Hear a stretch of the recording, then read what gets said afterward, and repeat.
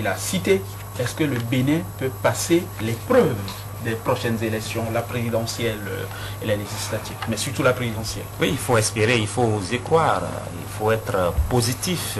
J'ai souvent donné l'exemple ici, nous avons pu passer le cap de la conférence nationale, c'était pas évident. Ça n'arrive qu'une fois par siècle? Non, on ne peut pas dire ça, ça peut arriver plusieurs fois. Hein. Et le Bénin a toujours émerveillé, j'ose croire que le Bénin va encore une fois émerveiller, parce que s'il y a quelque chose qui est clair aujourd'hui, mais il ne peut pas y avoir de révolution française. 2011, tous les ans, hein, non. 2011, ça semble l'année de toutes les incertitudes. J'espère que nous allons pouvoir passer ce cap-là. Le Bénin va pouvoir aller à de bonnes écoles et non à l'école. Le Bénin va faire l'effort d'éviter de suivre certains exemples. Quand je parle de bonne école, c'est par exemple, vous avez donné quelques exemples. Il y a la Guinée depuis à partir de Sekouba Konaté, c'est un exemple hein, que nous devons prendre. Oui, il y a le Sénégal quand il a fallu que Abdoulaye Wade prenne la place de Abdou Diouf. C'était en 2000. Est parti tout le modèle sénégalais a tourné court depuis. Hein. Ça n'a déjà plus la même chose. J'ai parlé du modèle sénégalais au moment où Abdou Diouf devait laisser la place à Abdoulaye Wade. C'est un bon exemple. Il y a aussi le Bénin. Quand Nicéphore Dudoré Soglo a dû partir en 96, je pense que nous allons pouvoir suivre ces exemples-là et éviter d'aller à certaines écoles. On n'a pas besoin d'un Gbagbo ici, on n'a pas besoin d'un Yaoundé, on n'a pas besoin de ce conseil constitutionnel là ici. Et je pense que le Bénin va encore émerveiller sur ce terrain-là. Parce que vous savez, lorsque vous êtes un dirigeant et que vous vous entêtez, il y a deux sorties. Soit vous faites des exactions sur votre peuple, vous butez, vous faites buter en même temps. Ou alors aujourd'hui vous payez. Parce qu'il y a la CPI, il paraît que Luis Moreno Ocampo adore les chefs d'État africains qui versent dans les exactions, il paraît qu'il les adore. Donc vous faites des bêtises et vous vous retrouvez là-bas. Mais si vous êtes élégant, vous allez sortir par la bonne porte et devenir un exemple au plan international. Non, je pense qu'on parle souvent de largage de vivre, on parle souvent on parle de ce que, par exemple, ce qui s'est passé, voilà, mission d'assistance, on parle d'appel à la désobéissance, de couvre-feu, tout ça. Mais ce qu'on oublie, c'est que lorsque ça commence, c'est d'abord les règlements de compte. Un homme X va quitter son domicile, peut-être, je prends l'exemple sur le Bénin, même si ça ne me plaît pas trop. Un homme X va quitter son domicile là, pourquoi pas se rendre quelque part à Godomé pour aller assassiner quelqu'un, parce que la personne, il avait des différends, il avait un contentieux avec la personne, une situation qui n'a rien à voir avec la guerre. Une ambiance non mais quand ça commence, voilà, il y a d'abord des règlements de compte, on va assassiner. Mais vous connaissez la recette du chef de l'État? Il a dit à l'ADA, il faut prier, il faut jeûner pour le Bénin. Il faut jeûner. Oui, il le faut parce que la peur commence à gagner certaines personnes et c'est à raison parce que la tension, ça s'amplifie de jour en jour et le temps presse, le temps ne fait pas de cadeau. On est pratiquement en 2011 et rien n'est encore clair. Le temps presse, mais en même temps on a dit qu'il n'y a pas d'impasse. Hein. On a dit qu'il y aura 17 membres de la Sénat, très probablement, qu'il y aura 83 députés, qu'il y aura 15 millions pour la caution et qu'en gros on remettra les lois électorales de la dernière fois, les lois électorales votées en 2005. Et donc il n'y a pas d'impasse et que peut-être que très rapidement la Cour va intimer des ordres, va intimer des délais et que peut-être qu'on respectera les délais. Ça c'est ce que nous souhaitons. Oui, Supi, ce sera Baguidi. On sait que Gbagbo n'a pas organisé les élections à temps en Côte d'Ivoire. Ça a duré 5 ans. On appelle ça poliment un mandat bonus. Oui, parce qu'il avait peur de les perdre. Parce que précisément, les sondages disaient qu'il ne les gagnerait pas. Et donc, il a traîné tout le temps. La fin et la suite n'ont pas été plus heureuses pour lui. Par ailleurs, il avait donc des craintes. Est-ce qu'on peut imaginer qu'ici, le pouvoir en place, parce qu'il craint de perdre le pouvoir, freine des cas de fer et ne soit pas très pressé pour aller aux élections, par exemple? C'est un cas de figure. On va même pas imaginer cela. Mais on va souhaiter que, même si, après, on s'aperçoit qu'on a été trompé par les sondages, on devrait quand même laisser le pouvoir, si c'est le cas. Parce qu'il arrive que les sondages soient des enquêtes trompe-l'œil. Donc si ça arrivait chez nous, le président sortant devrait quand même céder. Et puis le Bénin, à mon avis, doit aller à sa propre école. On n'a pas besoin d'aller loin, à sa propre école. Et notre école, c'est que depuis 1991, le président sortant, lorsque le président sortant paie, le président quitte. Ou bien si quelqu'un gagne, l'autre essaie de le féliciter. Le dernier exemple éloquent vient de Rungweji en 2006. qui avait à féliciter Boni Yayi pour son élection. Boni Yayi, alors porteur du changement, il avait été bien félicité. Mais dans cette vie, il arrive parfois que le bonheur, je l'ai dit dans la chronique, soit une rotation. Donc on ne sait jamais quand le vaincu devient vainqueur ou le vainqueur devient vaincu. C'est des choses qui arrivent dans d'autres pays aussi. Il faut qu'on puisse féliciter pour sauver la démocratie. Nous n'en sommes pas encore là. Maintenant, le plus important pour nous ici au Bénin, c'est de ne pas copier les contre-modèles. Les contre-modèles. Et le malheur des uns peut inspirer les autres. Je ne vais pas dire forcément faire le bonheur des autres, peut inspirer les autres. Aujourd'hui, on a eu la chance, avec la présidentielle ivoirienne, de découvrir quand même Paul Yaoundé. Moi, je pense que c'est la meilleure découverte. C'est le cadeau de Noël. C'est le cadeau pour le Bénin. On a découvert Paul Yaoundé.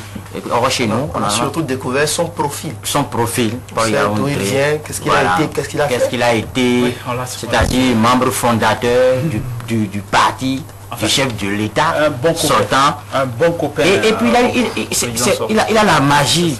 Il a la magie d'examiner 20 000 procès verbaux en moins de 24 heures. Donc, un record. C'est plus qu'un record, ça là. C'est la magie. Le livre des records devrait accueillir Paul Yaoundé. Donc, par exemple, nous ici, on ne souhaite pas avoir un Paul Yaoundé. Et ce qu'on a découvert aussi là-bas, et ça, bon, on savait un peu, on attendait juste la confirmation, c'est Gbagbo qui résiste.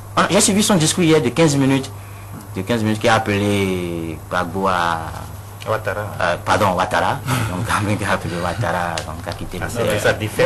Il a dit qu'il avait déjà proposé d'être vice-président. Oui, puis il a dit ceci, je suis le président de la République de la Côte d'Ivoire. Donc il a rappelé le pourcentage. Au moment où notre cher ami, je pense que l'homme que nous devons beaucoup plus, c'est pas à qui on doit rendre hommage et espérer que Dieu va lui prêter vie, c'est notre cher Ocampo. Parce qu'il faut qu'il suive très bien la situation. C'est Ocampo qui ne bouffe et qui bouffe exclusivement les chefs d'État africains. Non, moi c'est quelque chose. Pas seulement les chefs d'État africains, mais c'est quelque chose que moi j'aime beaucoup. Parce qu'il suit bien ce genre de situation. Chaque fois, il met en garde. Donc il faut que Ocampo, en 2011, suive bien ce qui va se passer chez nous ici au Bénin. Donc deuxième et puis troisième chose, vous avez parlé de Blé Goudé. La chance que nous avons ici, ceux qui se considèrent comme Blé Goudé, aujourd'hui on ne sait pas si quand ils vont entendre les coups de feu, ils ne vont pas détaler. Parce qu'ils n'ont jamais entendu des coups de feu. Donc c'est la chance que nous, c'est différent de l'autre Blé Goudé. Pas comme au cinéma. La chance qu'on a. C'est différent de la rente portuaire. Oui, sinon c'est différent. Quand on apprend les couloirs des ministères pour enquêter. Oui, ce n'est pas la même chose. On n'y est pas. Mais c'est une chance qu'on a. Est-ce qu'il n'y a pas Sulpice quelque chose d'important qui s'est produit cette semaine? On a vu le Parti national ensemble, du professeur Albert Ivoire. On dit qu'il a toujours le nez creux. On l'a vu, parti repris par Julien Kouabi ici. Mais semble-t-il, les gens n'ont pas prêté beaucoup attention. On a vu ce parti-là, alors qu'on l'annonçait notamment à l'Union fait la Nation. Julien Kouabi ici et ses amis ont assez clairement soutenu Boni Yayi. Est-ce qu'un élément comme celui-là ne peut pas accélérer les choses, en gros, redonner de la confiance à Boni Yayi? Jusque-là, on a des soutiens pour l'Union fait la Nation. Mais ça, c'est aussi un gros soutien. Boni Yayi doit même saluer ce courage-là, parce que c'est arrivé un peu plus tôt. Peut-être que ça va accélérer le calendrier. De la part de Julien Kouabi ici, du Parti Ensemble. C'est arrivé un peu plus tôt, et je pense que Boni Yayi aussi a forcément des soutiens qui vont arriver. Et peut-être que ces gens de soutien va redonner confiance au chef de l'État et on va accélérer les choses. Moi, j'attends un seul geste du chef de l'État aujourd'hui pour rassurer tout le monde. Plus que l'installation de la Sénat et le loi électorale, toute autre chose, le geste, c'est la convocation du corps électoral. Ça va mettre la pression sur tout le monde et ça va rassurer. Là, parce que le doute aujourd'hui, c'est est-ce qu'on doit les élections à bonne date? C'est ce doute aujourd'hui. Est-ce qu'on doit le fait que le président de Bois se soit dégagé et afficher un soutien, je crois, sans faille au président sortant, je crois que ça peut être important. Ça peut être important. C'est pas un détail. Pas du tout. C'est clair que le chef de l'État, il n'y a rien à faire. Il a des soutiens. Et c'est sûr qu'il aura aussi du Parti national. Il aura certainement aussi des soutiens. Mais vous parlez de soutien du Parti national ensemble comme de quelque chose d'extraordinaire. Le parti, il faut d'abord peser le poids de ce parti-là. Ensemble, vous savez, ensemble, c'est un vieux parti. C'est un parti suffisamment à toi. ça a été créé il y a un bon moment. Mais ensemble, à quel élu, combien d'élus? Ok, écoutez, c'est très important. On a dit la dernière fois que c'est pas en termes d'élus, mais c'est en termes de on parlait peut-être de la personnalité de Théo Edjere. Voilà. On sait que, parce que Théo Edjere pense, il est toujours dans il choisit toujours le cheval gagnant. Il a souvent été, il va pas dire qu'il choisit toujours, il a souvent été au côté du gagnant. Je ne sais pas si c'est pas il a un bon flair, tout simplement. Je ne pense pas, je ne veux pas dire ici que, comme il a encore dit là, ce sera forcément le gagnant. On va revenir. C'est justement là. Là où je m'interroge un peu par rapport à Théo Edjere, je pense qu'il est encore, il demeure toujours le médiateur. Il demeure toujours médiateur. Est-ce que c'est une bonne chose qu'il... À ceci, il n'a pas parlé lui. Même s'il n'a pas parlé, il était là, présent. Son parti peut toujours... Est-ce que ça rassure? Moi, ça ne me rassure. Il y a Léandre qui va maintenant, oui, vous avez parlé de prière et de jeûne, que quelqu'un aurait appelé chef de l'État à prier et à jeûner pour le pays. Puis ça a parlé de gestes. Souvent dit que souvent nos bouches, nos actes n'accompagnent pas toujours ce que nos bouches proclament. Non. Pourquoi ne pas faire ce geste-là? C'est-à-dire convoquer le corps électoral, ça nous rassurerait plus, puisque le rapport du ministre des Affaires étrangères qui a dit que quelque part le chef de l'État aurait rassuré comme quoi les élections auraient lieu à bonne date. D'accord? Pourquoi ne pas accompagner cette déclaration-là de gestes concrets?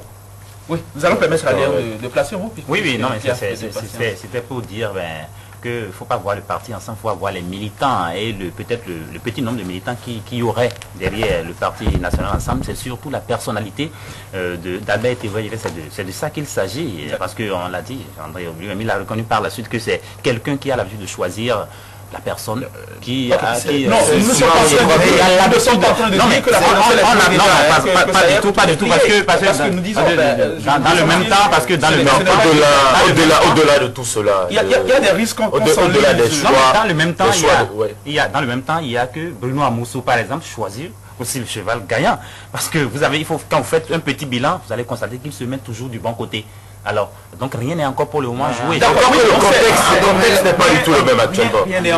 Le contexte n'est pas le même, mais je pense que ce qui est important à ce niveau, c'est le courage, comme l'a souligné Sulpice tout à l'heure, des amis du Parti national ensemble qui ont décidé assez tôt de réaffirmer leur soutien à Boniaï à un moment où les soutiens à la majorité présidentielle ne sont pas légion. La mode, c'est plutôt les soutiens vers l'Union fait la nation. Mais moi, personnellement, ça ne m'étonne pas. Est-ce que ça peut nous permettre d'apporter une dose de sérénité dans le processus électoral? Non, ça peut faire un plus au niveau peut-être de la confiance dans le camp de la majorité présidentielle, mais par rapport au processus électoral, je ne sais pas quelle influence. Le processus électoral concerne beaucoup plus la République. On va refermer les soutiens vont dans tous les sens. On va refermer aussi bien du côté du président de la République que du côté de l'opposition. Très bien, la nuance qu'il faut peut-être faire, c'est qu'au niveau de l'Union fait la nation, il y a une certaine harmonisation des points de vue, des idées, il y a une certaine organisation,